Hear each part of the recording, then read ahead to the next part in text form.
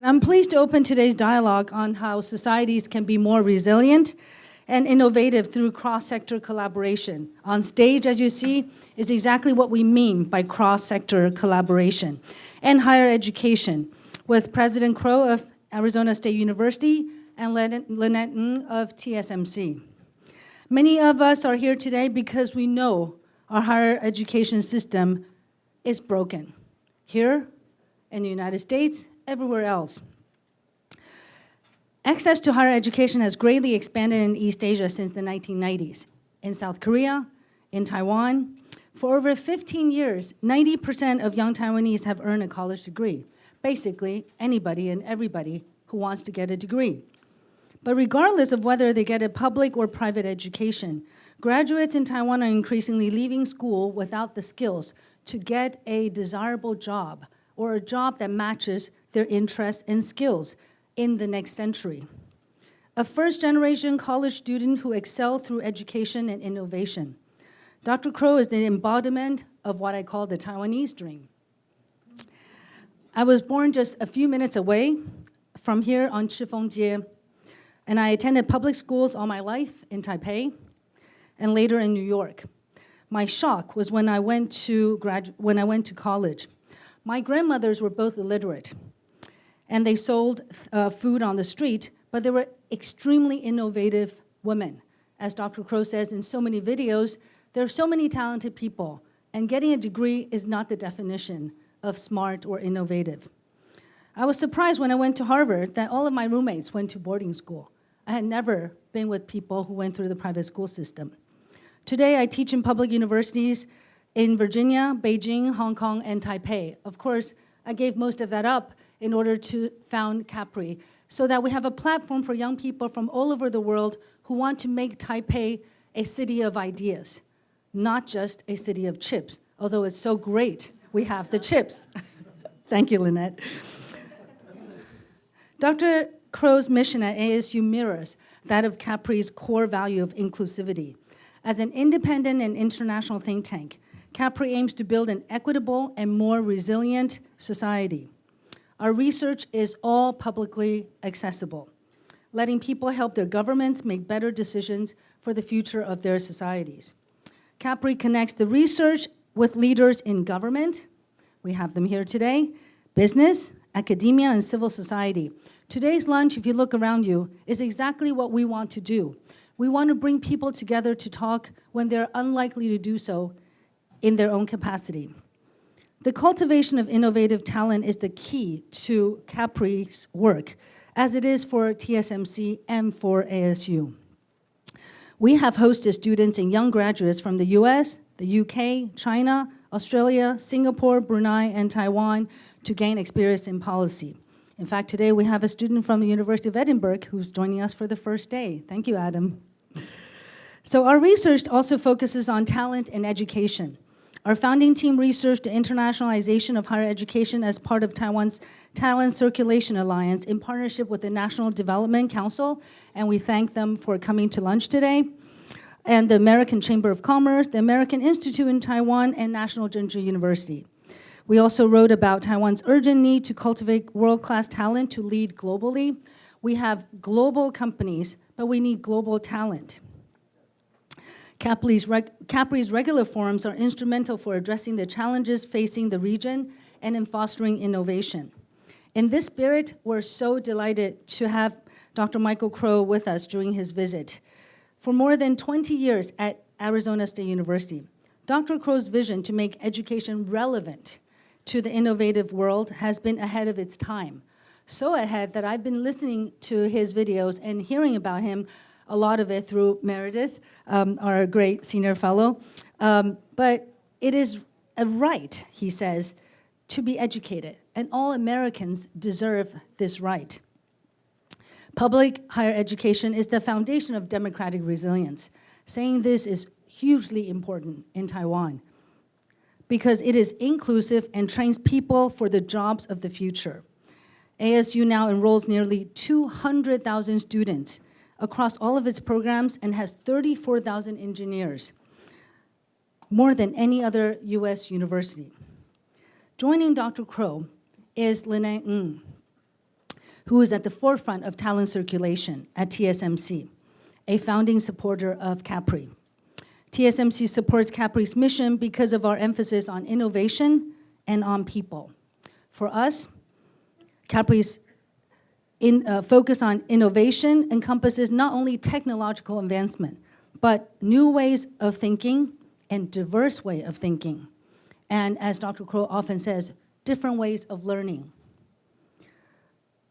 Lynette has been spearheading the concept of democratizing talent at TSMC, including women and global talent, not just those who are living on this island. Lynette has extensive experience in HR and human capital management. At TSMC, she oversees global talent strategy, international HR business partnerships, global mobility, and digital transformation initiatives. We're excited to welcome Lynette back to CAPRI. She spoke at our inaugural annual forum in 2023 about upgrading the global supply chain of talent for future innovation, and you can watch it online. Her remarks remain one of the most watched sessions on CAPRI's YouTube channel. Today, we're joined by Taiwanese leading educators and private sector leaders, diplomats from 7 countries, and think tank leaders. CAPRI's board members and supporters are true visionaries who have decided to bank on us before we had a name, especially in education. I want to acknowledge Jennifer Lee, the chair of Wega Private High School, Professor C.C. Chan, who is our founding director, public health expert, and Stephen Pan, whom you can call if you're not satisfied with the lunch. He personally upgraded our lunch menu, and I said to Stephen, none of these dishes are regular in restaurants. He says, that's right. You can't order them even in my hotel. So today is a very special treat from Stephen. Thank you very much. He's also the co-chair of the Asia Chancellor's Council at UC Berkeley. So all of us on the board of CAPRI and supporters are very interested in education. Let me now turn the floor to Dr. Crow, and I just want to say after Dr. Crow's remarks, we are going to have a discussion, the 3 of us, on several questions that are important to today's discussion. And we'll devote more than half of the time to Q&A. So be prepared for your question later on. Thank you.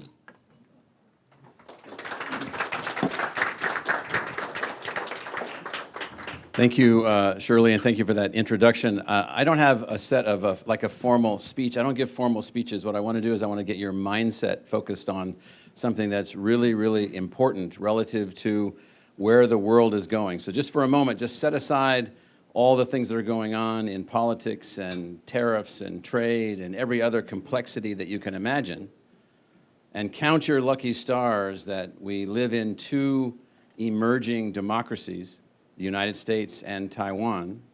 And these 2 emerging democracies are not the way that people normally have organized themselves for the last several 100,000 years. Autocracy, dictatorship, brutal overlords is the way that human beings have organized themselves for almost all of our history. It is an unbelievable history. So over in our little democracy in the United States, next summer is our 200th anniversary of the Declaration of Independence. And in that declaration are words of unbelievable importance. And in particular, those words are that we are guaranteed and have certain inalienable rights, rights that cannot be removed from any human, rights that cannot be taken away, rights that cannot be reduced. And they mention life, obviously, your future, liberty, your ability to make your decisions, to plot your course, to be the person that you want to be, the pursuit of happiness. Those are the 3 that are mentioned. And then it says, most people forget, among others. One of those definitively in our species must be the right to learn. So here we are, 250 years into this United States, and a few years ago, 23 years ago, when I took this job in Arizona, I was the deputy provost of Columbia University in New York City. I was a faculty member there, a senior faculty member there, and I was a person in my position charged with designing the way that you could create the future using knowledge creation as the path. Could you use universities to create a better future?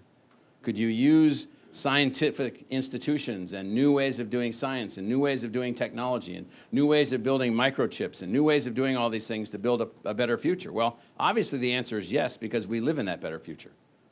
Most of us take it for granted. Most of us have no idea the world that was and the world that is. Most of us are aware of the struggles to get here, the wars, the conflicts, the dictators that had to be suppressed, all of the things that it took to get here. And along the way, something happened in our culture in the United States and possibly here in Taiwan, and that is that universities began to see themselves as institutions that would measure themselves based on who they didn't admit. Their success was, could I get more applications so that I could admit as few people as possible, and that would make me better? Okay. Not really. So we have built this theory, initially, called the theory of the new American university, one that's built on inclusion, one that's built on research to benefit the public, to benefit the democracy, to benefit the success of the democracy specifically. And the third part of our university that we've built is one built around the notion of taking responsibility. Who's responsible if healthcare is too expensive? Who's responsible if healthcare is ineffective? Who's responsible if we develop artificial intelligence systems and 50% of the jobs are eliminated the next week? Well, we are, the universities. We're not totally responsible, but we're responsible. So we built a university around the notion of democratic inclusion, protecting, defending, and advancing the democracy without a single ounce of hesitation. Not a single ounce of hesitation. And then finally, taking responsibility. Responsibility for the outcomes of our society. Those of us in the university are unbelievably privileged. Unbelievably privileged. We have unbelievable ability to do whatever we want. We better do the right thing. But we also better find a way to operationalize this notion of learning as an inalienable right. Every single person in this room has between their two ears, if you look this up on the internet, look up what is the most complicated object in the known universe. I mean, mathematically, what is the most complicated object in the known universe? Somebody look it up. It's your brain. 80 to 100 billion neurons, tens of thousands of synapses. Mathematically, it's off the charts. Well, why do we have that? We have that so that we can build 10 angstrom microchips at the Taiwan Semiconductor Manufacturing Company that will allow us to calculate at infinite speed, at infinite scale, across all things so that our mind can create a solution pathway for all those things that have kept us from becoming a society where everyone can be sitting at one of these tables, where everyone has an opportunity to be fully empowered and fully engaged. And so right now in the United States, the struggle with the universities is massive. I'm not going to walk through all the things that are going on. We're just strapping on our football helmet and we're just moving forward with everything that we have. 200,000 students. I'll just give you a sense of what we've done, and then I'll turn to the specifics of this concept that I've been putting out that has 9 or 10 million views on one short videotape that I did. And that is this concept, before I talk about that, is this concept of how can universities become more effective, more efficient. So when you heard the numbers, almost 200,000 degree-seeking students. We also have 500,000 registered learners in our learning activities, not in degree programs. We have 25 million people visiting our campus digitally. We have almost 100,000 students on campus with us. We have 6,000 faculty members. We just tied Berkeley, UC Berkeley, for our research, $1 billion a year of research, which is massive, massive, beyond scale. We have 5 times the number of graduates, 10 times the amount of research, and 50 times the impact that we had 23 years ago. Our faculty is the same size. Just process that for a second. We found a way to use technology. We found a way to continuously innovate the university. We found a way to inspire the faculty to not only do what they do as individual faculty members, but to be a part of a team that's interested in the success of the democracy, the success of the United States. Now remember, we both, all of us from America and those of us from Taiwan, we live in fledgling democracies. Fledgling. Every force in the world is intent upon our non-success. Our non-success. They want us defeated. Process that. Democratic capitalism is not on the list of what most people want. In the United States, anyway, you might have noticed there's a lot of arguing. A lot of arguing. That's what we do. We argue. I've heard there are arguments in Taiwan. I've seen them on TV from time to time. And so I just want to let you know the next two things I'm about to say, what the basis of those things are. The basis is that those of us that are here from ASU, there's a few people, you can raise your hand. We are architects for the future of democracy, and our university exists for that reason, to make learning an inalienable right, irreducible for any person. So, what do universities do? Well, here's one thing we do that isn't well understood, and even Lynette would agree with this. This is an iPhone 16. My iPhone 17 is waiting for me back on my desk, and I was very disappointed. I was very disappointed that it wasn't on my desk when I got there. The chip in here is made by the Taiwan Semiconductor Manufacturing Company. It has about 12.8 billion transistors. 12.8 billion transistors. There's no one in this room, with a couple of exceptions of our computer scientists and our engineers, that can even conceptualize what that means, because the transistor in 1947, when it was first invented, is the size of my finger.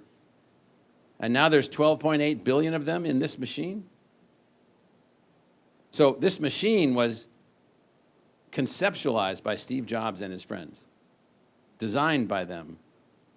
But it's not the product of only them. So we've done a calculation. There are 40,000 academic papers from universities around the world behind this machine. Thousands of academic patents. Hundreds of thousands of academic researchers, and you've heard of none of them. So the people working on neodymium iron boron actuator, electronically activated actuators that are inside some of the structures inside this phone, you never heard of these jokers. You never heard of the 15 people in research groups around the world working on the rare earth element neodymium. Most of you don't even know what neodymium is, nor should you. You don't need to. And so one of the things that we haven't realized, and one of the things that I think TSMC does realize, and one of the things I think that the future of our relationship between Taiwan and the United States needs to realize, is that groups of human beings can now get together and make something like this work through an invisible hand that links the universities and their unbelievable genius and their unbelievable power and their unbelievable focus to do things that have never been done before, to bring all of that together and to make this thing work. This thing and the other things like it, the chips that will be used in artificial intelligence systems.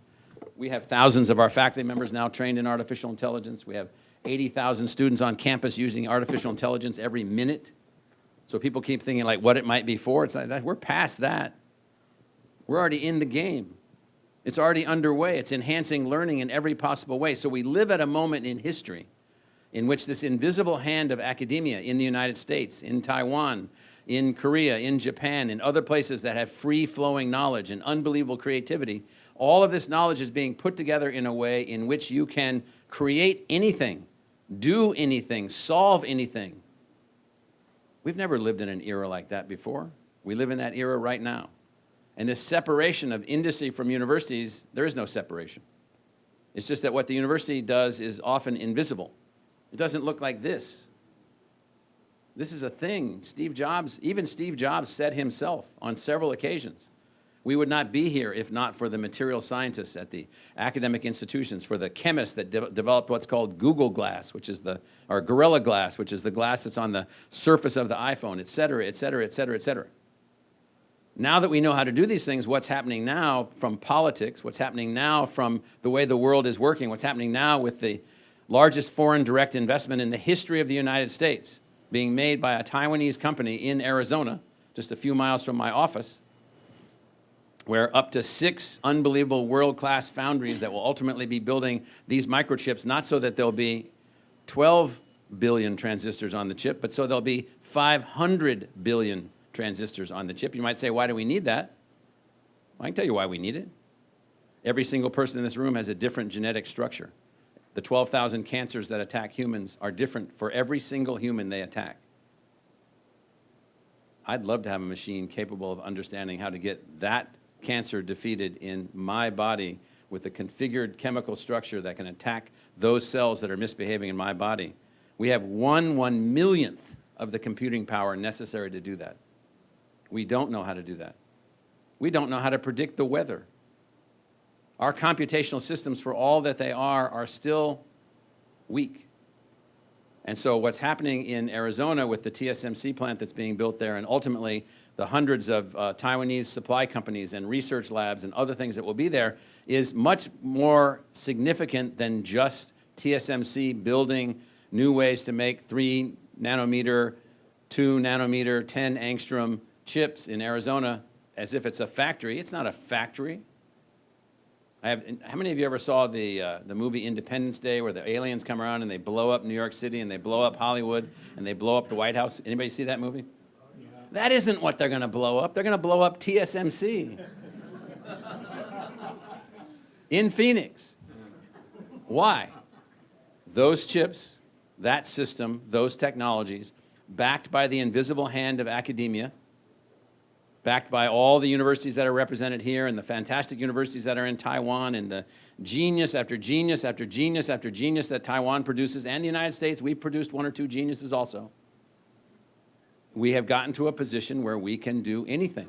Well, once you can do anything, healthcare outcomes, learning outcomes, personalized learning, individualized learning, new ways of learning, new ways of having you and I learning in different ways, but having technologies and agentic tutors and agentic systems, babies with problems being given computational assistance, old people having robots that are helping them that are not just like wheeling around on wheels, but are doing everything that we need. Our lives only get better, and if we do it right, employment will go up, incomes will go up, lifespan will go up, outcomes will go up.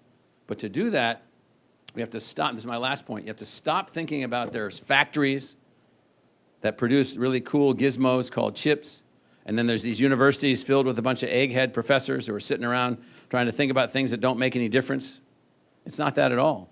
It's only with these things being completely together. Now we're adding one dimensionality to that. 2 allies, very significant allies, Taiwan and the United States. My father was here in September 1954 as a tail gunner on a seaplane off the USS Pine Island, involved in protecting the coast of Taiwan through the Straits of Formosa. And I was born a few months after that. That's how old I am, sorry. I was born a few months after that, and he would tell me the stories over and over and over about what it was like to be here. He lived here on that ship and was here for over a year. And so he said, I'm over there protecting this democracy that's trying to get going. Well, that's what's here. That's what we are. Now we're deciding we're going to build unbelievable plants, to build unbelievable chips, to build unbelievable technologies, to educate people together, to build things together, to make money together, to make the world a better place together. We've never done that before at this scale on this planet. Now we're going to do it, and TSMC and what we're doing in Arizona, what's going on here, what we're doing at ASU, the scale that we're operating, the way that we're working, we're going to help take care of that inalienable right that we all have a right to have life, liberty, the pursuit of happiness, and the right to learn. So thank you.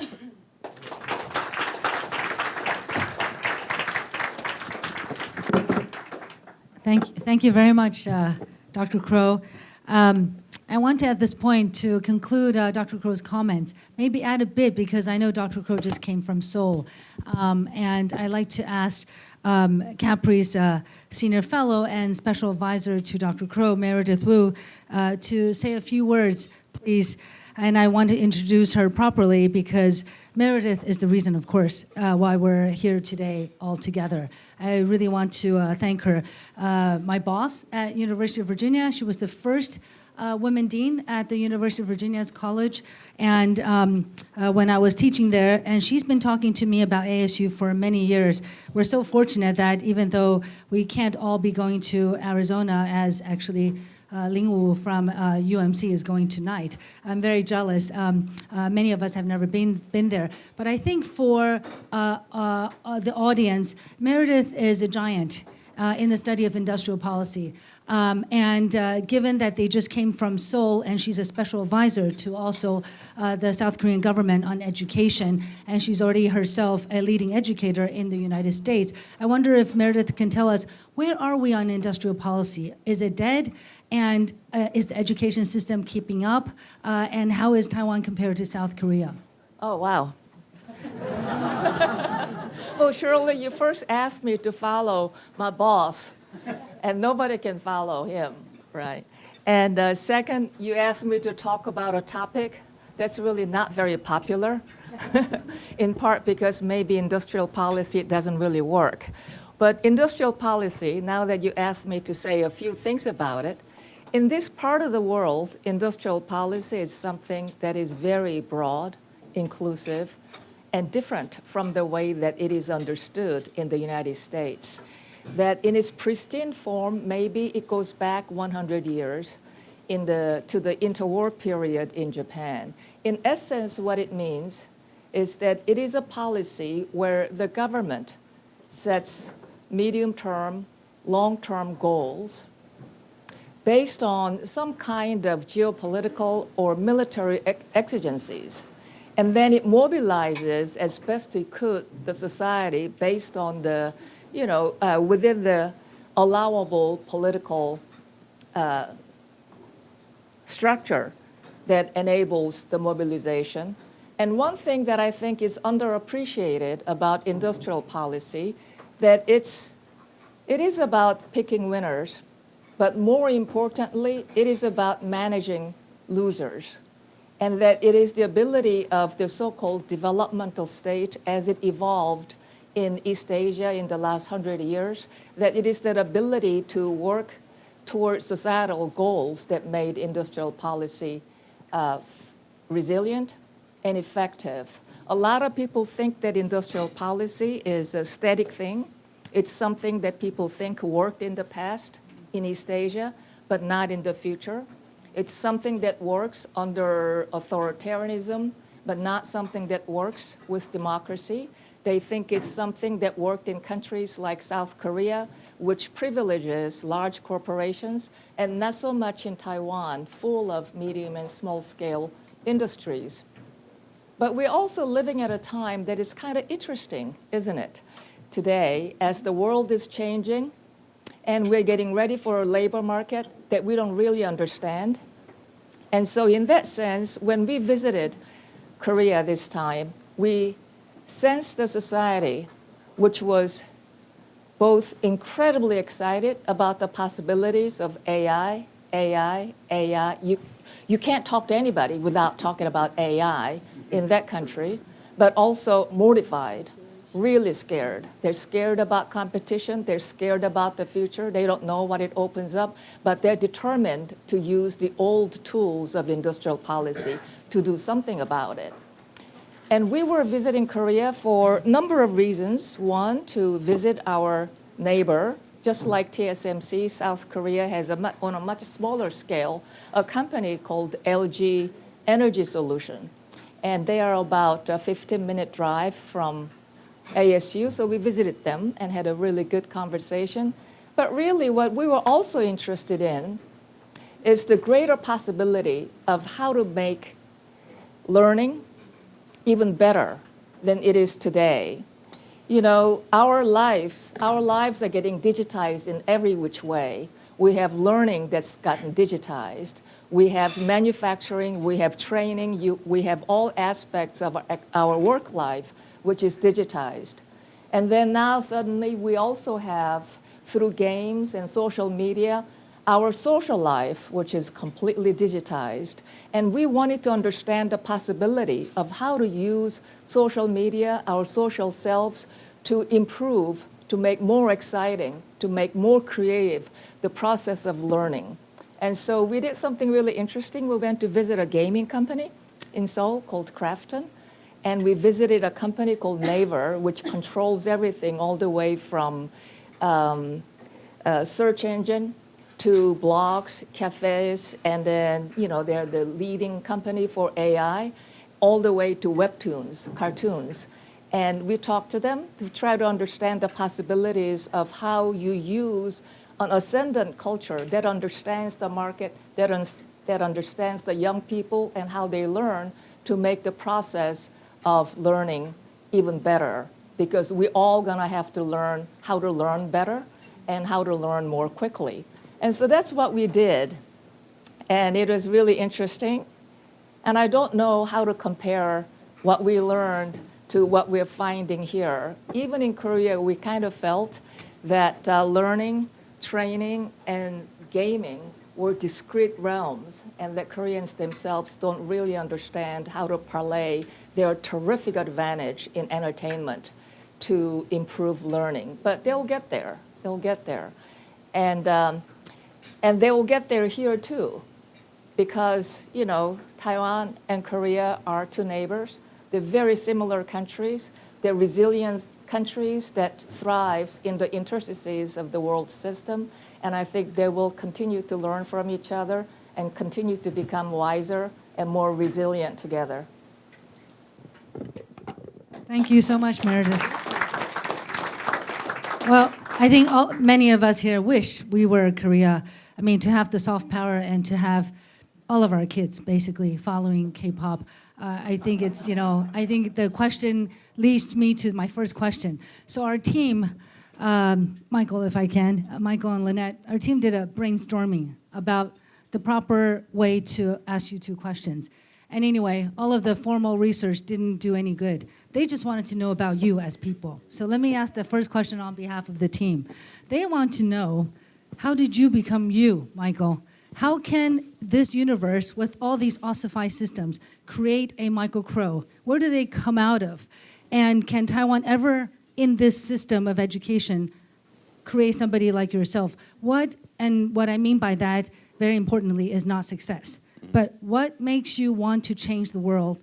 And what makes you want to have an impact despite all odds? What are the factors when you grew up with your very tough sort of upbringing that made you say to yourself, I can do it and I will do it? Well, my parents were teenagers that ran away from the Midwest, and I was born as a product of their running away in San Diego. I don't know how these things happened, but they happened. And then my dad was in the Navy, so I moved 21 times before I went to college. Went to 17 different schools, 4 high schools in 3 different states in the 10th grade alone. And our family lived on public assistance, and so we didn't have many resources. And along the way, what I noticed everywhere I went was unbelievably intelligent people who had unbelievably unfulfilled aspirations.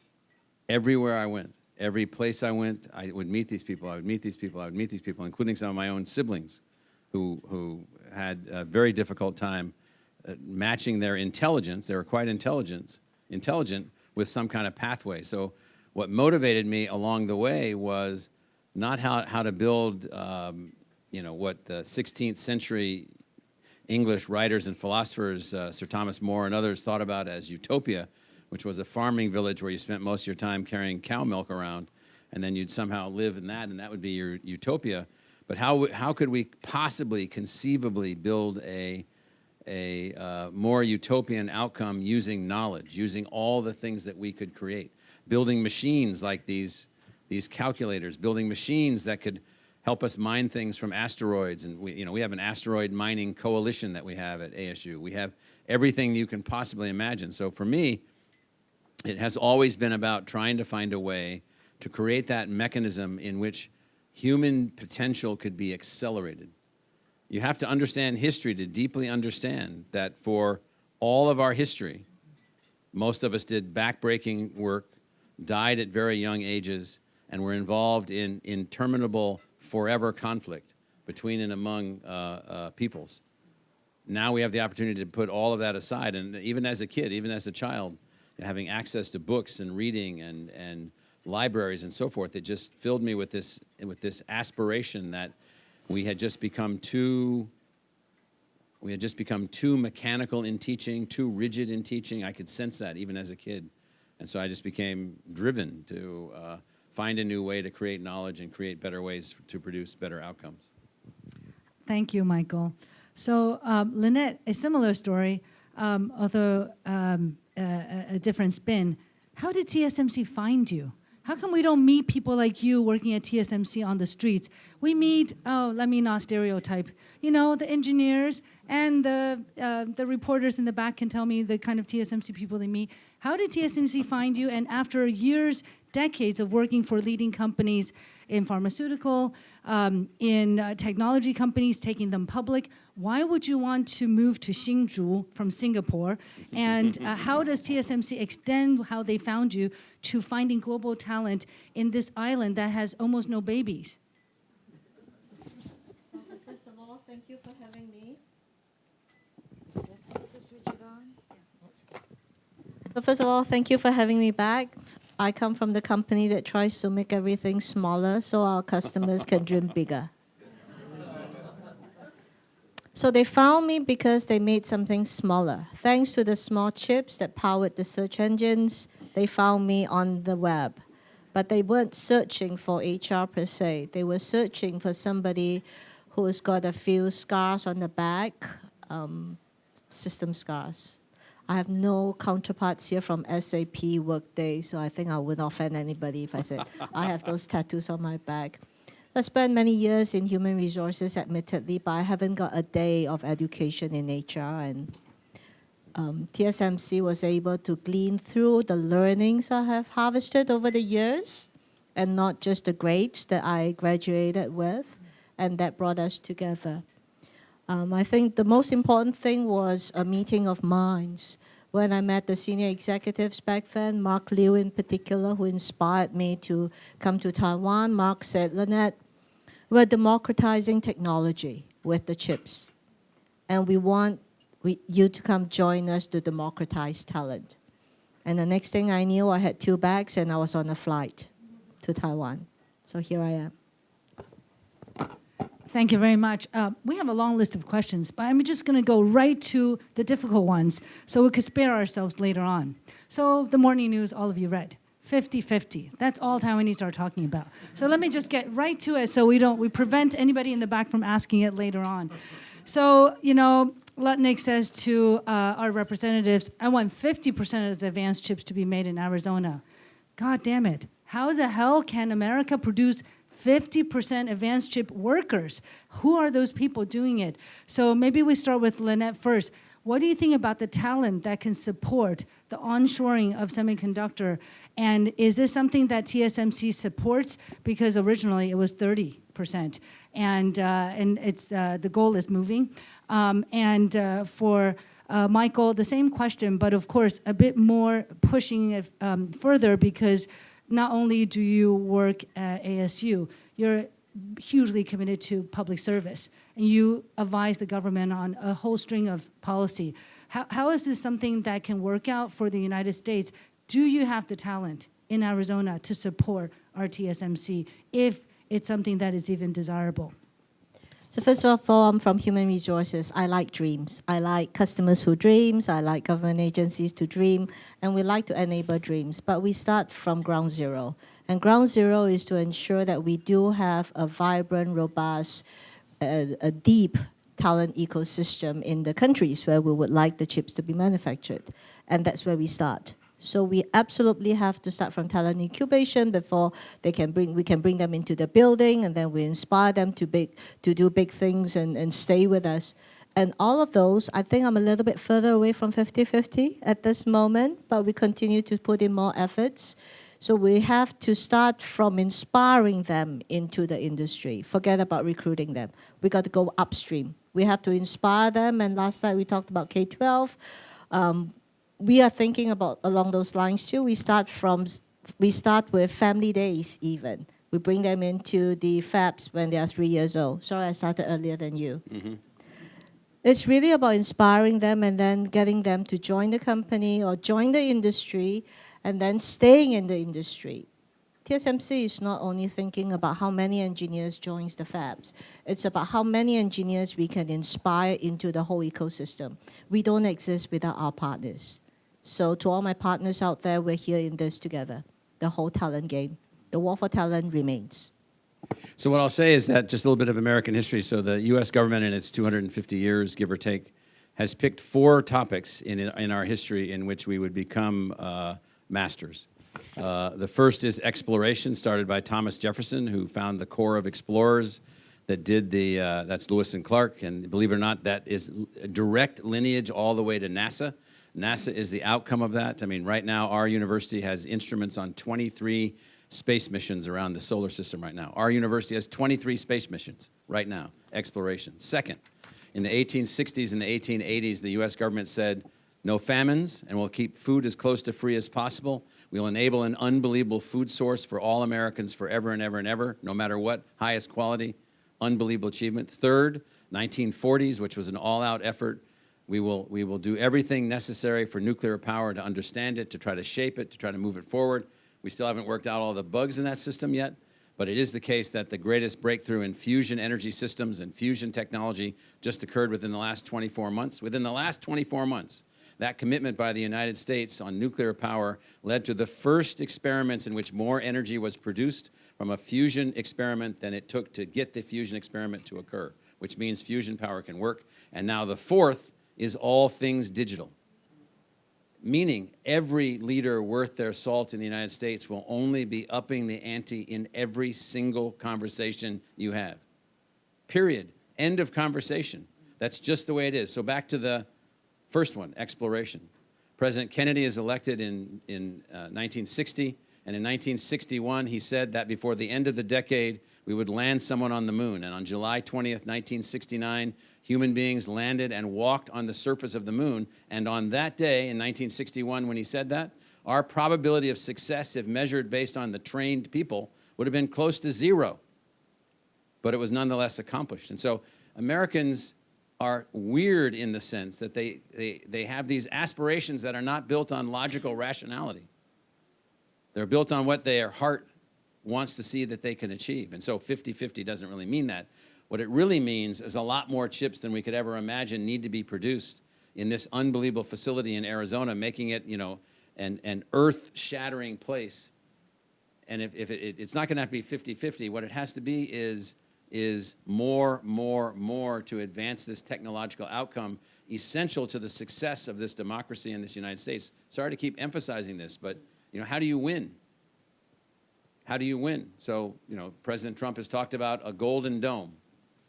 How can you take intercontinental ballistic missiles which threaten the world and make them neutered?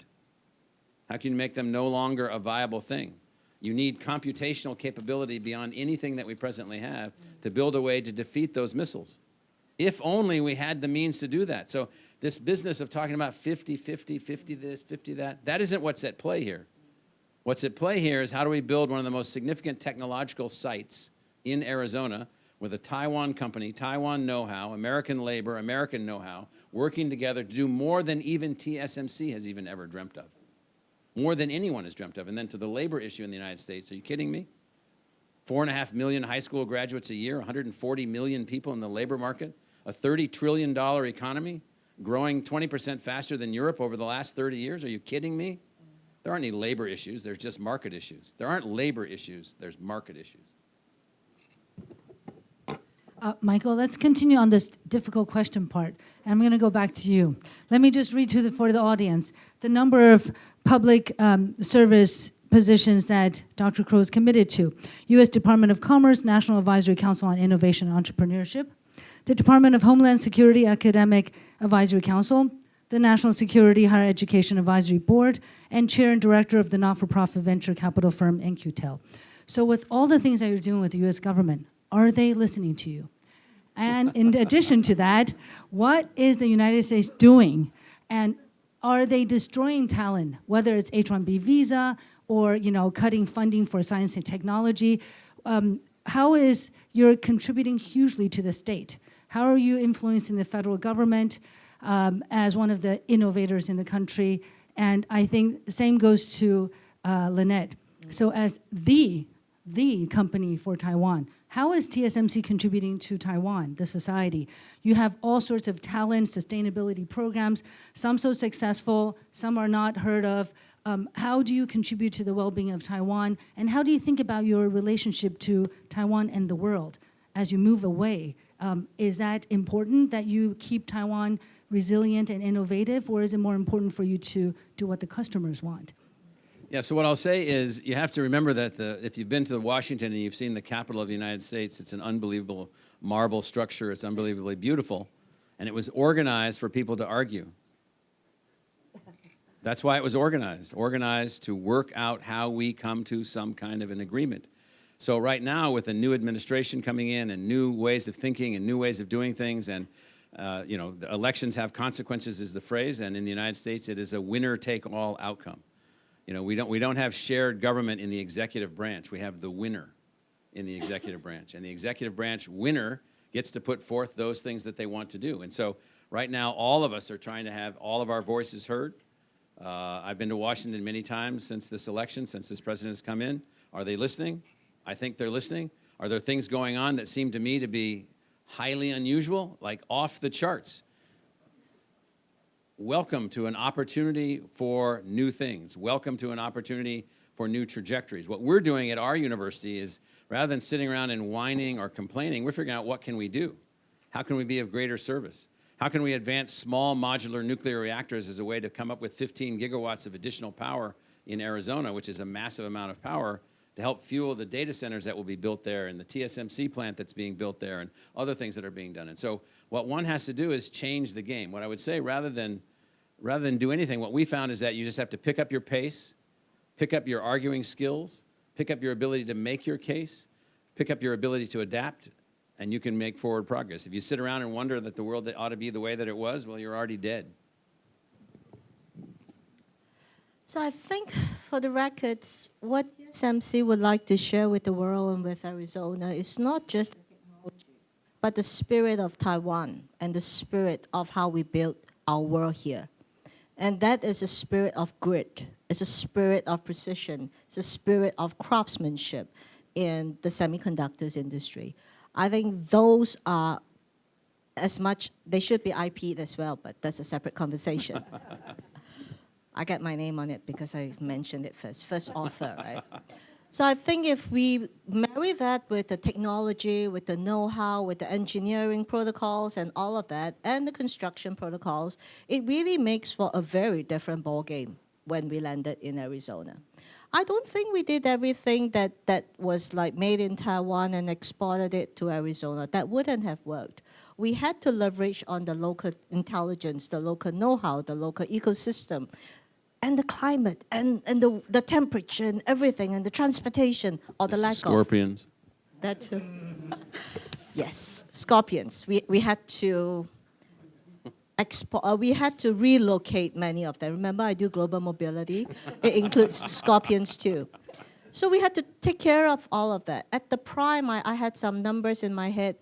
So when I started visiting Arizona in early 23, we were still in construction phase. I was told that at the peak, I had 12,000 warm bodies on the construction site. There is no way they do everything the Taiwan way. There's no way. But we could inspire them to the spirit of what we do, how we do. And I think that's important to know. So it's not just the technology, and that's not the biggest of everything, partly because I'm from human resources. I think the how we do things is critical, and we've managed to share that and marry that with the great knowledge that's available, the wisdom that's available, and the American spirit. So I think we're in a good space, and we have to keep going in this direction.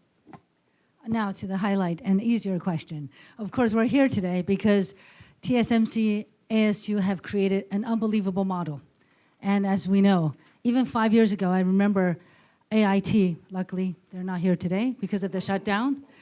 There was an entire table, but AIT was talking to what is now CAPRI, a few of us, about how can it be possible to bring advanced technology to the United States. And this is before Arizona was mentioned.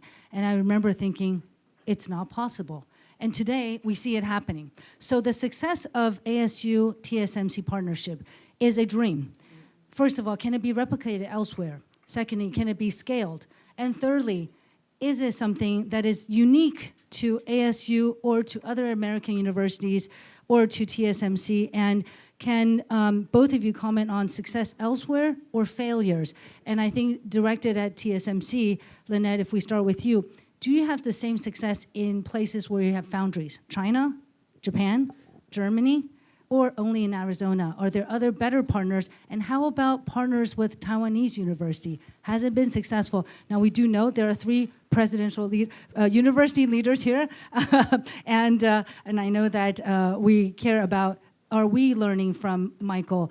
And Michael, separate from TSMC, you've been partners with OpenAI, and before that, decades ago with Intel, all these technology companies come to you, and you singularly made Arizona great again. So can you tell us about if you are successful with other companies, and how did that go, or failures? Thank you. So since joining TSMC in late 22, we've launched a tripartite collaboration with several different states. So notably with the state of Germany, with Germany, we have started with a Saxony-Taiwan exchange program that enables education, cultural exchange, and providing them experiences in a living, breathing fab. So I think that's been a bit of a novelty back then, but we have since upped the game. Berlin has joined the game, and we've now got a full German-Taiwan exchange program that's happening. We also have different collaborations in discussions right now with different countries. It's really not about where we are, but it's more about where we could be for the rest of the great ecosystem. So yes, the answer is we're in this together, and we are putting in more oxygen in terms of talent incubation globally. You know, all I can say is that the only thing that is true every single day is that everything's going to change. We're in the fastest rate of change, and is accelerating, I think, than you can find in recorded history. Certainly, it's unbelievable. Around the United States, are there other places where all these things can happen? Absolutely. Are there other companies that we are working with? Absolutely. We have 13,000 companies that recruit our students. You know, we graduate over 40,000 people a year. And so and everything is accelerating and advancing and changing in everything that we're doing. And so the university is vastly different than it was 5 years ago, unbelievably different than it was 15 years ago. And our rate of change is accelerating. The way we teach, the way we create learning, the way we have students graduating with 2 majors, 3 majors, 4 majors, 5 majors. Our ability to work with a company like TSMC, not only for college graduates, but for workforce training, for not just working in areas of technology, but working in areas of social complexity and cultural awareness and cultural teaching and so forth and so on, all these things that we have experience in. And so I think that there's huge opportunities, and the people that are going to make things happen are the people thinking this way, as opposed to those thinking, well, none of this is happening, and the sky is falling, and this is changing, and that's changing, and all that does is give the others that are on the move a better chance of success. And so I'm very bullish about all of this. Well, staff is reminding me that time for Q&A. It's very important we do take questions, but I can't resist but to ask one last question on behalf of CAPRI, because we are about to embark on a 4-year project to look at 9 countries and how they do transition to a more sustainable future. So I want to ask both of you about your efforts in sustainability. So first with ASU. ASU is really all about futurology. There are so many future labs and departments, and many of them are making a mark, unbelievably new things. Maybe you could tell us, Michael, about ASU's effort and the success of it.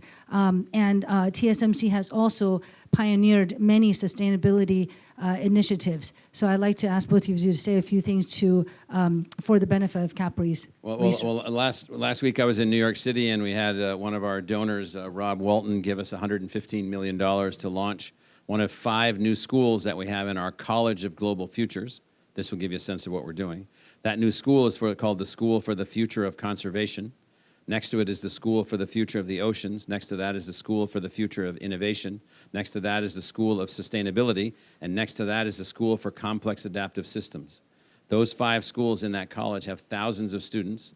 And next to that, we've built 45 research centers and institutes, all focused on carbon capture from the atmosphere and future research related to new kinds of fuels. And next to that, we've built a $200 million advanced laser X-ray machine, which is allowing us to delve into things that even TSMC can't build yet, which is the way that photosynthesis works on a chemical scale.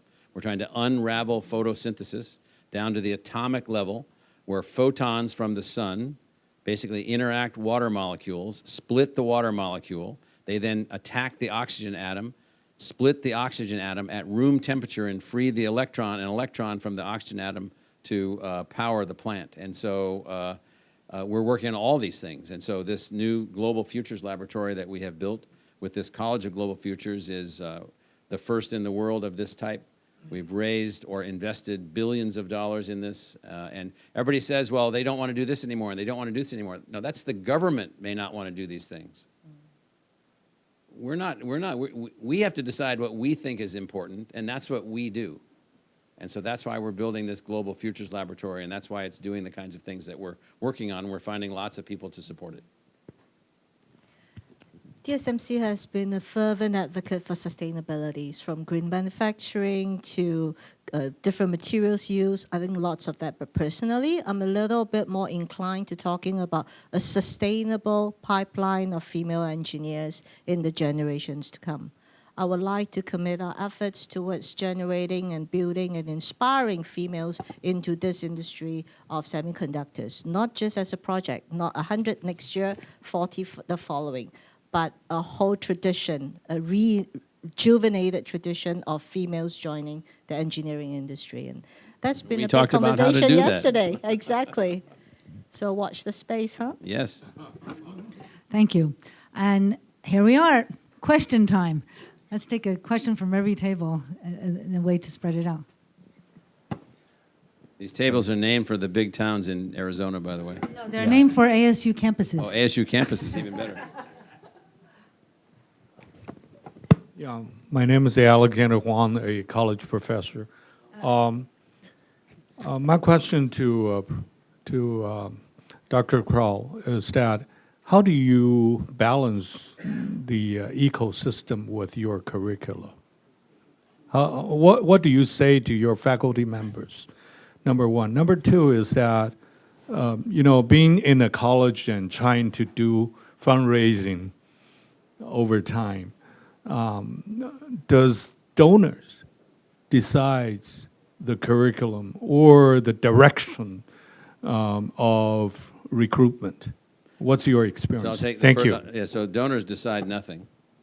So donors are investors in the ideas that we develop. They may be shaping the idea, but they don't decide the curriculum. They're not involved in any curricular activities. We wouldn't allow that. We wouldn't permit that. Our faculty are the only people responsible for the curriculum. Now, your first question on the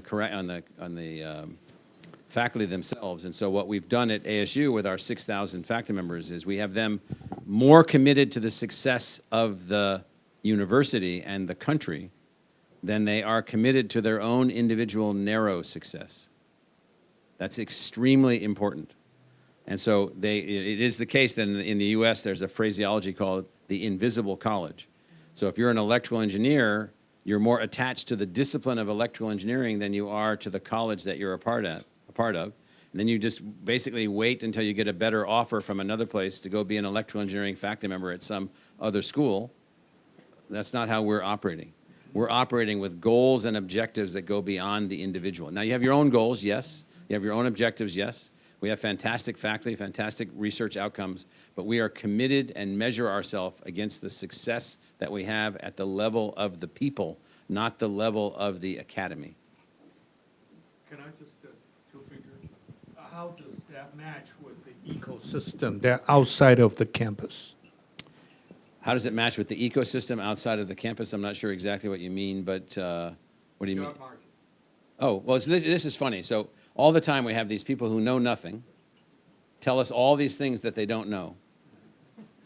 So they'll say, no one will ever hire anyone from that degree program. How would you know? So we've had innumerable, we have 80, we've eliminated 80 departments and built 40 new departments. And in every case, we had that question.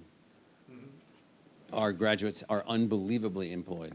I would like to offer one angle too, and we step forward. We go talk to schools. We tell them what we need. We tell them what we're not seeing. So I think that dialogue is a two-way dialogue. It is, and we listen to that, but it also, and we integrate that. But we're not having any problem getting any of our graduates placed. 97% of our graduates are employed or in graduate school within 1 year, and so that's not an issue. And so it's about producing a learning person capable of learning anything. And then there are the specifics of what a company is looking for, and we can be helpful there. But even more important than what the company wants, much more important than what the company wants, is the person that we produce capable of learning anything. So they may want computer scientist XYZ that can do this, this, or that. But they may not need that computer scientist 10 years from now because some AI system will be doing that job. And if all that person knows how to do is XYZ computer science, they're in trouble. So that's not what we're producing. And I think Alex, Dr. Crow is really known to be a designer, not a university administrator, which I know is a term you don't like. Designer of University of Education, designer in the sense that it's student-centric. That's what the universities are for. They're there to serve the students, and you asked a great question, not to serve the faculty. That's a big problem, I think, all over Asia. Hi, my name is Alex Lee, a partner with EQT, and a question, for both of you, which is, how have you been able to, both to Dr. Crow and also to Lynette, how have you been able to move your organization at scale, over 10, 15, 20 years, affecting so much change? Thank you. Go ahead, Lynette.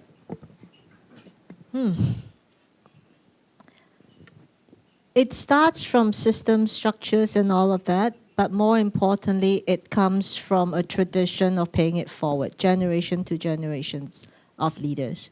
So we're very structured curriculums of what they do, how they learn, but we also create very organized ways for them to grow and nurture their careers. And every time they mark a milestone, they're able to pay it forward into the next generation of engineers or managers or leaders. So I think that structure is very important. The other aspect is obviously a conviction and a clarity of what is our game plan. We don't take chances, we don't take no, but we stay very focused on, laser focused on that one strategy that we're about. Our goals are clear. We go where our customers want us, and then we reverse engineer everything backwards. So we're able to stay on track because we have the discipline, the focus, and a no BS policy, basically. Yeah, we have that no BS part also.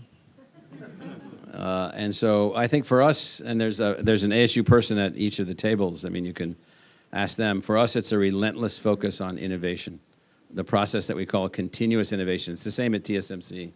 But it's not the same at most universities. Most universities are not involved in continuous innovation. They're stable, they're focused, but they're not involved in continuous. Some, but not very many. So for us, that is our relentless focus. Innovate, innovate, innovate, innovate, innovate. There has to be a better way. There has to be a better way to do this. There has to be a way to do this at a lower cost. If we keep making college so that it bankrupts the government or bankrupts the families that send their kids to college, well, what good is that? If we have colleges in which lots of people show up and they can't graduate, what good is that? Who built that? If we have colleges that can't step up and educate a person in their 50s or 60s, people are living longer, 70s, 80s, whatever. If we can't do that, well, what good are we? And so it's all about continuous innovation. Hi, my name is Chi Honglin. I'm the president of National Yangmin Chiao-Tung University here. Okay. Nice to see you. Yeah. I'm curious about President Crow. In your view of higher education, what do the K-12 education should react in response to, for the proposal that you just made, the transformation of higher education? So what the Well, I don't know about Taiwan, but the U.S. K-12 education is a disaster for the most part. 15,000 school districts, 20% not graduating from high school, 20% more not really high school graduates, even though they have a high school diploma, so 40% underperforming. Now, luckily, it's a massive country, so you can still, make your way forward. And so what we've done is we've built 12 of our own K-12 schools with 4,000 or 5,000 students in them. We have a 99% graduation rate from families of the lowest income families and the less educated parents, so we make that work. We have about 60,000 digital learners in K-12, so we're taking all the tools that we have. We think the universities should lower their shields and work with everyone. Work with every K-12 school, work with every district, work with teachers, help teachers, develop new models. So we're working on all of those levels. Yeah, well, in terms of content, do you have any suggestion? So the content that we've developed that has the most impact is virtual reality content that creates learning experiences that are like lived experiences. So we've just deployed to several high schools a new way to teach biology, in which all of a sudden all the kids in these schools are biology geniuses. I'm not kidding. I mean, it is unbelievable. It is the most unbelievable thing. They become an avatar in a virtual reality experience designed by Steven Spielberg. We built a virtual reality learning platform around this. It's called Dreamscape Learn. And so the middle schools and the high schools that we have deployed these systems in, everyone is becoming literate at the level of a 10th grader. They understand biology at the level of a college sophomore. The second we knew that, now we've built chemistry, we're building astronomy, we're building earth science, we're building math, we're building art history, we're making all these things. And so the sitting in the little room, looking at the teacher up at the front of the room with your little papers and your uniform on and your papers in your little satchel and so forth, I mean, that may not be the best way to learn going forward for the largest number of people. It may be a good way to learn for some people, but it hasn't, in the US, it's not working. And so we have to have whole new systems, and that's one of the new systems. The other thing that we've done, we built 300 courses digitally that are available to high school students that give college credit. So there are plenty of kids that are 9th graders that are ready to be college graduates. There's plenty of kids that don't need to go to high school, plenty of them. But we have them rigidly staying focused on these pathways. And so we said, okay, why don't we just blow that up? Here are some courses for you to take. They cost almost nothing. If you earn the credit, we'll give you the credit. We'll admit you to the university, lower your cost. So we're doing everything that we can to be disruptive to a system that is very difficult to disrupt. Hi, I'm Ruth. I'm the UK rep, but that's irrelevant right now. I'm just a very keen student of the people on the stage. My first question is, you talk about better outcomes, and I guess it's the link between better and outcomes. So in theory, knowledge and learning is kind of value neutral. And so how do you make sure that knowledge and learning is encouraged to be used as a public good and not weaponized? And sort of that, I'm asking that because it feels particularly relevant right now. The second question is, do you have to be able to predict the future a bit or reasonably to be able to learn well for it? And then the third question is really just to Lynette. You've talked about the gender shift that you're aiming for. When we were at Semicon last month, you know, and all those awards, there were like 40 different awards, and only one of them went to a woman. And so just thinking, you know, looking around this room, looking around Taiwan and thinking about all the amazing women that go through university that have the equal level of education, equal level of knowledge, why is it that we're still seeing a certain type of person being championed only? Why is it that we are still seeing quite a lack of diversity in who gets through, who succeeds, who gets championed and recognized? Yeah, so I'll take the first two questions quickly, and I'll be quick about them. So first, there's nothing about knowledge production that is, should be, or should ever be value neutral. It's only value oriented, period. So Philip Kitcher, a famous American philosopher, wrote a book called Science, Truth, and Democracy, in which he said, unless there is a value reason that you're pursuing the science itself, it is amoral. If it is amoral, it will lead to immoral outcomes. We have a design aspiration. We have 9 design aspirations at our institution. One is called Practice Principled Innovation. And what it means is that there are principles of character and value systems and human outcomes and so forth that we think all of the things that we're working towards should be focused on. And so it's not the case that we think that it's value neutral, just the opposite. We think that it's value driven and value controllable in the sense that your values are what should be driving what you're doing, what you're working on, why you're working on it.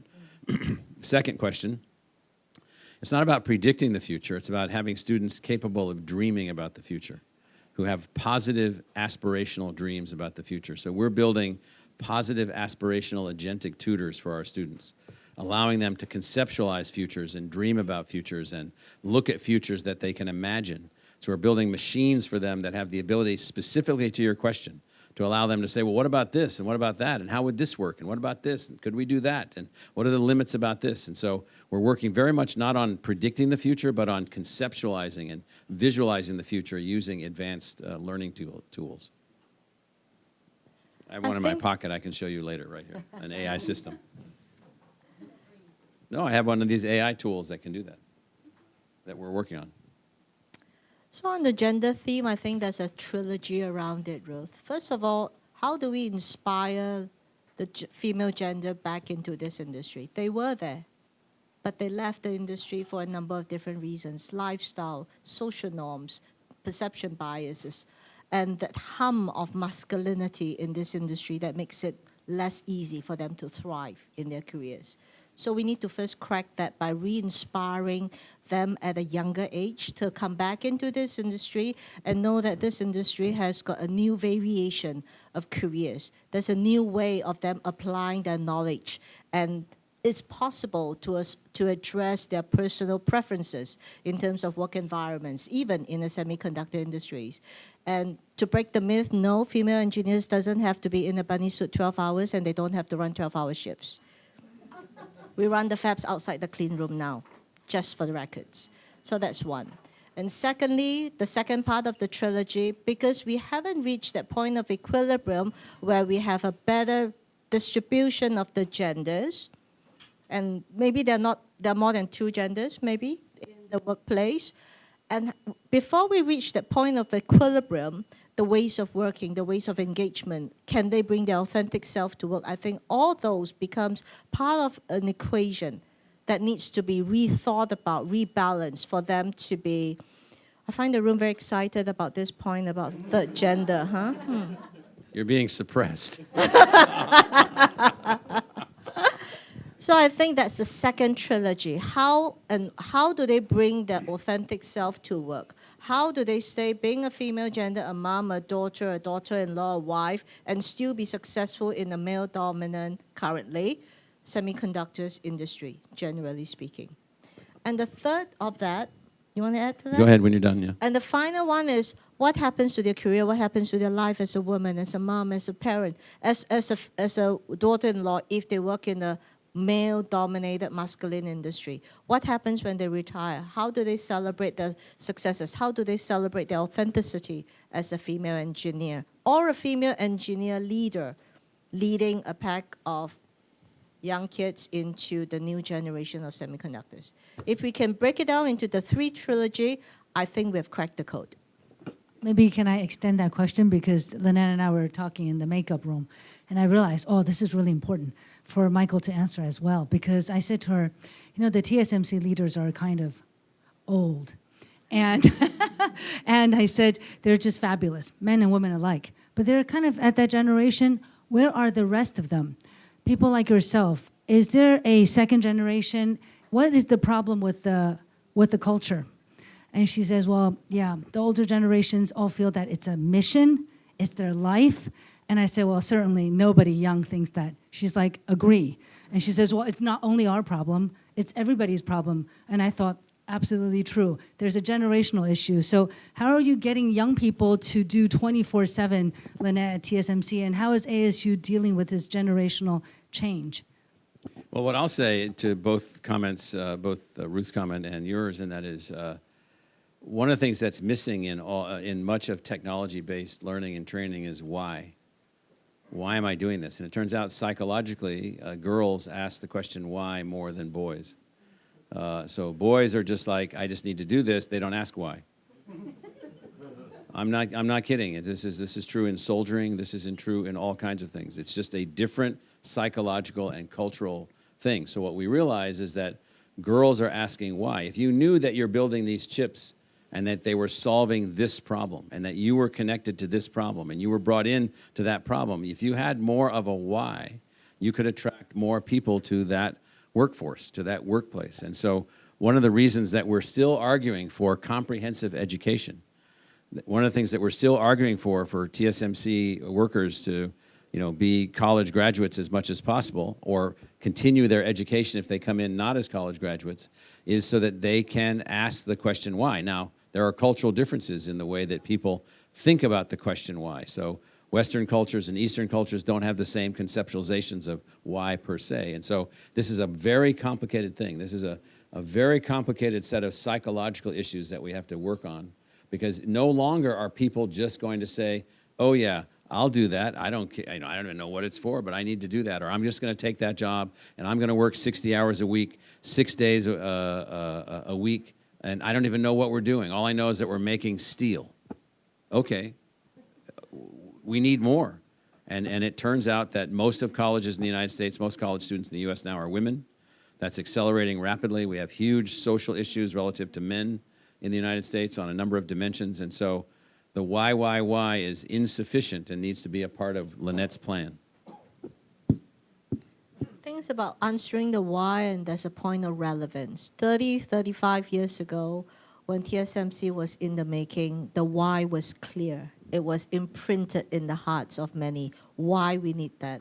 Not only does TSMC need it, Taiwan needs it. Right. Mankind needs it. But 35 years later, that why has a very different answer. And we need to bring that forward. And in the new generation, I think they look for a greater resonance to themselves. They need to look for the why that is more, that resonates more with themselves, their lifestyle, their frames of reference. And that's where I think education and industry can come in together to help them decipher what is that why against a grand context of technology is the betterment for humankind. Yeah, so the chip maker doesn't see themselves as the cancer treater, the cancer curer. They are. They are the enabler. They are the builder of the tool that will be the most powerful thing ever made. But they don't see that. It's not a part of the education process at the level that it could be or should be. So if you want to inspire, one of the reasons we blew up all our presidents that are over here, we blew up every regular department of engineering that we had. Dynamited them all. Gone. We built grand challenge engineering departments, schools. The School for Sustainability and the Built Environment Engineering. The School for Bio and Health Systems Engineering. And then the degrees, the traditional degrees are in there. Now, once we did that, women started lining up around the block to join our engineering school because they wanted to be a part of sustainability and the built environment. They wanted to be a part of, I mean, you're not sitting around your breakfast table when you're a 10-year-old or 12-year-old young girl and I really want to grow up and be a civil engineer. No, nobody even knows what that means. They have no idea, what the role is. So you have to change everything. You have to change the nomenclatures, the designs, the purposes, the broader conceptualizations, everything. And to establish the line of sight, what they learn to what they can become a part of, the mission they can be a part of. I should say that for Michael's benefit, we all read and listen to podcasts about the disaster that happens when TSMC meets Arizona.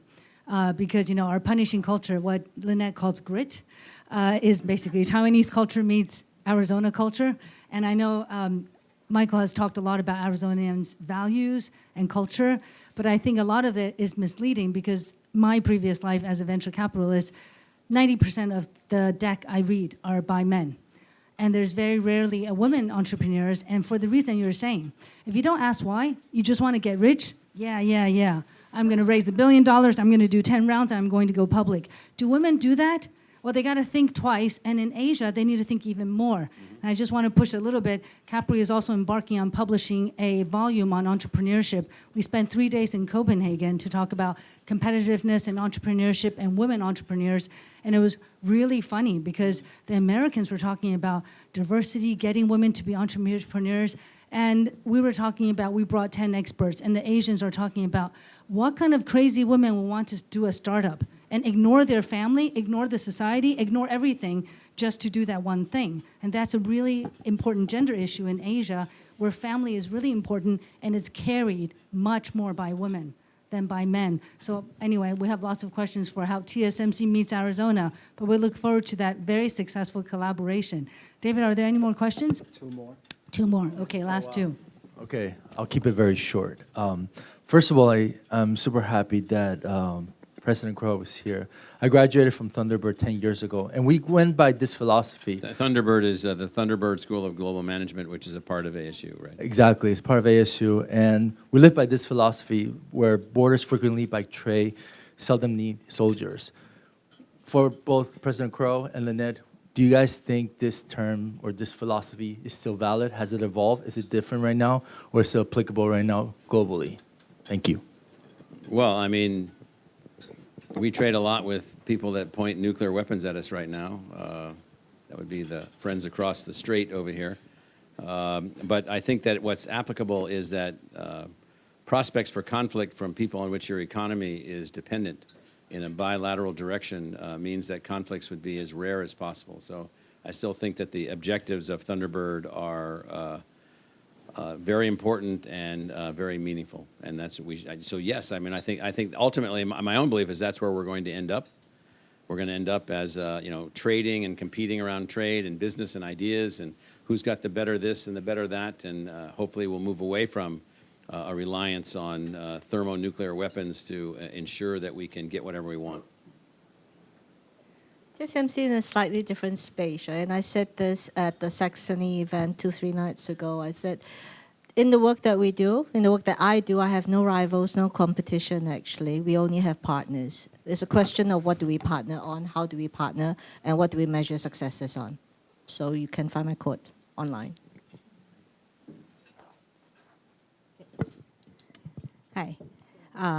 Great speech. Thank you so much. And I'd like to tackle a little bit on the culture part. I mean, for ASU, how do you, because we know the TSMC workers, they're from Taiwan, and their mentality and the way they work are totally different from the American workers. So how do you train your student to be more adaptive to international corporations like the TSMC or other future international companies that's going to set up in Arizona? And for the TSMC, of course, the easiest thing is to import all the Taiwanese workers over. I mean, that's easy to manage, and you know how they're working. But how do you inspire, because you keep mentioning inspiring, how do you inspire the local workers or the future native students to work inside TSMC? Thank you. Yeah, I mean, the United States is a massive country. You cannot say the American worker. You know, there is every type of worker you can imagine. There's every type of grit that you can imagine. There's every type of workforce that you can imagine. There's every type of local economy that you can imagine. There's everything. I mean, it is beyond belief, the scale. It's just about gathering the right workers for TSMC. And then what I would say is that even for TSMC, it can't be a one-way street. Well, this is the way we do things. It isn't. This is the only way we do things. It isn't. And so I think that what happens in the U.S. is that the U.S. is this unbelievable melting pot of ideas and people and concepts. And so, yeah, you have to find workers that can do the work and can keep up and so forth and so on. But it's not as if there's some anti-work thing in the United States. There isn't. It's not anti-work. It's like, well, maybe I only want to work 40 hours a week, and I want my children at work, and I want this, and I want that. And so it's a completely different model. What one has to figure out is how can the super Star Trek kind of TSMC factory work not in Taiwan? And it's not going to be exactly the same. So I appreciate the question very much. I just think that it's not going to be exactly the same. In reality, we had to start breaking things down into two dimensions. What needs to be done and how is it going to get done? And we didn't put enough focus on the how does work get done. So when we stepped up on it, we came up with a whole series of interventions. It includes drawing up parameters of what you do, what you don't do, how you do, and how you not do. And we found the harmony between the two. So instead of saying, just do this in 2 hours, we started explaining why do this. And that was a big adjustment for the engineers. And behind it, there were two reasons. First and foremost, we don't have time to explain why, and secondly, we didn't need to explain why back in Taiwan. But once they realized that explaining why you need to, do this before you do that, and it accelerated the outcomes, everybody was sold. Of course, we still had to overcome the language. And that's when the classic over-the-shelf language training doesn't help, because we have a lot of jargons and lingos that's unique to us. And because we all speak the same dialect, we have the same frame of reference culturally, language meets social norms, meets different generations, meets multiple nationalities in US. So that's what we started with. But we've moved a long way from that, and now we're able to explain why. We're able to describe what good needs to look like, and we're able to say how else if we didn't meet that intended outcome. Let me just add that in Metro Phoenix, there is every form of semiconductor manufacturing that you can possibly conceive of, every form of advanced weapon system that you can possibly conceive of. So the missiles that defend us in Arizona, in southern Arizona from Raytheon, there are workers making those in that plant that are Americans. And so somehow, I want to go back to this thing about why, maybe the last point. So one of the things for those of you that haven't lived in the United States or aren't American is that it is question authority every single day. My authority as university president is questioned every single day. all of the time. And if you're not ready for that, you'll just be wiped out. You must be ready for questioning of authority every single day. Sorry, I'm just trying to think on the foundry floor. Everybody questioning the managers in TSMC about why. Must be a lot of work. Well, no, you have to select the right people. We've had that season, believe me. I'll bet. So as this is a very unique gathering, we would like to invite for more questions, if there's more questions from anyone here, including a CAPRI staff. Okay, I saw a brave hand.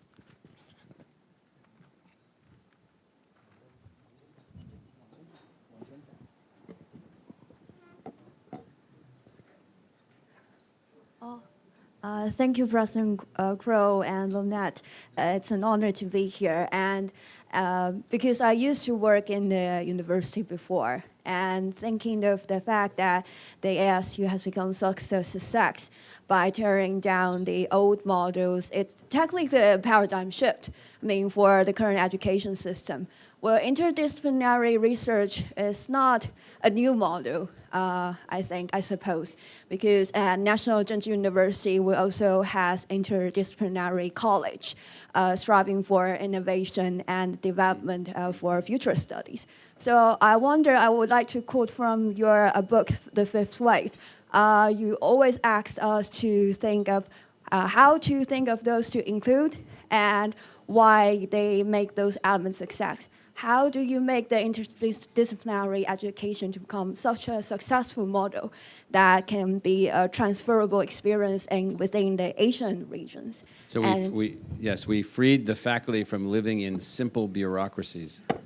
So most faculty live in bureaucracies. So I'm in civil engineering, I'm in chemistry, I'm in physics, and then they have resources, and they live in what's called a conserver bureaucracy in the models of bureaucracy.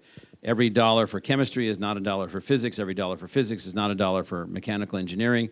And so what we basically said is, how about we don't live that way?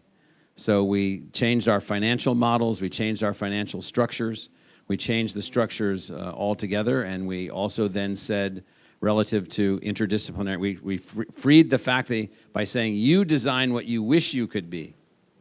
I'll give you one example. So we had a really great geology department. We said, what are you guys really? They said, well, we're explorers. We're exploration scientists. Well, that means they're not like physicists at all. They're not like mechanical engineers at all. So we created a school of exploration, earth and space exploration. Then we found other explorers on the campus, astronomers, astrophysicists, astrobiologists, and a few engineers. We brought them all into this new school. They built 5 new degree programs, attracted thousands of more students, increased their research. So we freed the faculty to be something other than what in the French phraseology is a petite bureaucrat, a petty bureaucrat, where they're just living in this small little world. And so we said, we let them basically become masters of their own intellectual design. Lo and behold, they took off. Lo and behold, they did all kinds of new things. I mean, it's been unbelievable to see what they've been able to do.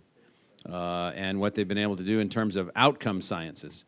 Science is not intent on just understanding something, but science is intent on producing a specific outcome. Social sciences, everything. We have 1,000 students in our music school. We're building a new, earlier Meredith talked about gaming. We're building a school for gaming in which gaming is the method of learning.